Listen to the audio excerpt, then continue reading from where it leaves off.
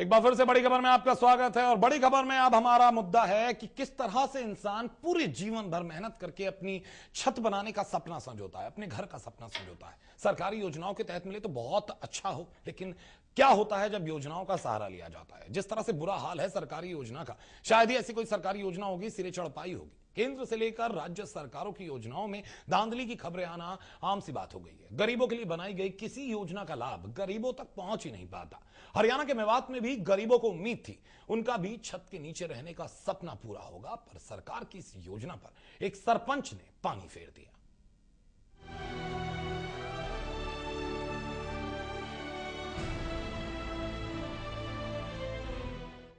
सरकार की प्रियदर्शनी आवास योजना, गरीब को छत देने का वादा।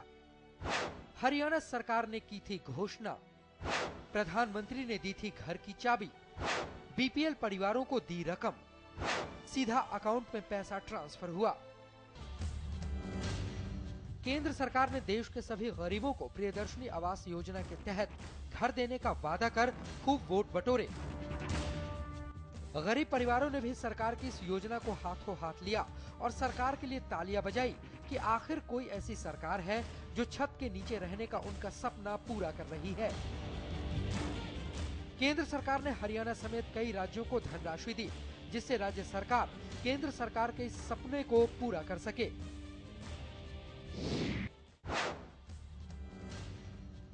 कई राज्यों ने केंद्र की इस योजना पर खुद के लिए भी तालियां बटोरी और सारा क्रेडिट खुद पर ले लिया। राज्य सरकारों ने आदेश दिया कि प्रदेश के सभी गरीबों को छत मुहैया करवाई जाए। हरियाणा में प्रियदर्शनी आवास योजना के तहत गरीब परिवारों को छत देने का वादा हरियाणा सरकार ने पूरा जरूर किया, पर सरकार को पता नहीं था कि इस योजना पर लालचियों की भी नजर है।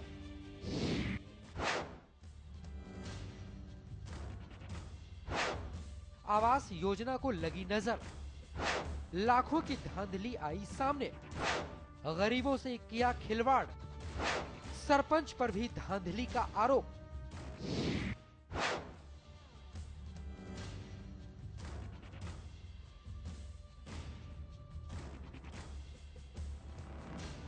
मामला हरियाणा के मेवात जिले का है, जहां पर तिरवाड़ा गांव में रहने वाले बीपीएल परिवारों ने सरपंच पर इस योजना के पैसे हड़पने का आरोप लगाया है।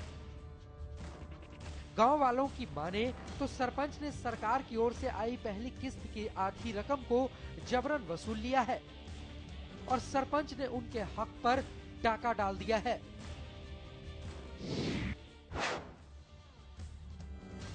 बीपीएल परिवारों के सदस्यों का कहना है कि 25,000 रुपए में से सरपंच ने 12,000 रुपए काट लिए और मांगने पर धमकी दे रहा है। सरपंच साहब ने सिर्फ एक या दो परिवारों के साथ ऐसा नहीं किया, बल्कि गांव के कई बीपीएल परिवारों के साथ ये खेल खेला है। MH1 न्यूज की टीम ने गांव वालों से जब बात की तो उनका दर्द सामने आ गया। मुझे इंदिरा विकास से गरीब रेखा मकान के लिए पैसे मिले और मुझे सरपंच ने बुलाया, आप बैंक में आ जाओ, और उसने मेरे से 10,000 रुपये लिए। मैंने उससे कहा, भाई आपने क्यों लिए? लोग, भाई ये मेरा खर्चा है। मैंने खर्चा किस बात का है? हम आपको पहले बता दें, खर्चा तो हम आपको नहीं देती, हम इस पैसे को नहीं निकालते। उसने निकाल के बैंक में से हमारे हाथ में छीन के पैसे लिए। कितने की किस्त मिली पहली? हमको मिले जी 25 की। तो 25 में से कितने पैसे ले लिए सरपंच ने, कितने तुम्हें मिल गए? हमें मिले जी उसमें से 500 रुपये तो खाता में जमा हो गए हमारे में, और 13,500 हमें मिल गए, 10,000 हमसे सरपंच ने लिए। 25,000 रुपये मिले और उनमें से 12,000 काट लिए। फिर वह उनमें से कहा बनावे हम, उनमें से मकान में पे देवा हो रहा था, उसमें पे कैसे बने उनमें से। सरपंच की मनमानी सिर्फ यही खत्म नहीं होती। सरपंच ने किसी बीपीएल परिवार के अकाउंट से पैसे उड़ा लिए तो किसी बीपीएल परिवार से 15,000 रुपए तक की रिश्वत की मांग की है। गांव में रहने वाले सादिक ने बताया कि सरपंच ने गांव के बीपीएल परिवारों के नहीं, बल्कि पैसे वाले लोगों के ही जॉब कार्ड बनवाए हुए हैं, जिसकी वजह से उन्हें काम भी नहीं मिल पा रहा है। सरपंच ने जितने भी जॉब कार्ड बने हुए हैं सारे अपने पास रख रखे हैं, एक भी किसी को नहीं दिया। एक दो को ले जाता है बार बार, उनको 500 रुपए दे देता है, बाकी पैसे 17,000 आते हैं या 14 जो भी पैसा आते हैं उन सबको आप निकलवा लाता है। मैनेजर से पता क्या सेटिंग बाजी है। और जितने भी खाते खुले हुए हैं सब मालदार किस्म के जो लोग हैं उनके खुलवा रखे हैं, गरीब आदमियों के खाते में पैसे नहीं डालता। सरपंच पर आरोपों की फहरिस्त यहीं खत्म नहीं होती है। गांव वालों ने MH1 न्यूज को ये भी बताया कि सरपंच ने नरेगा का काम जेसीबी मशीन की मदद से करवाया है, जबकि इसकी 3 गुना रकम लेकर सरकार को भी चूना लगाया है।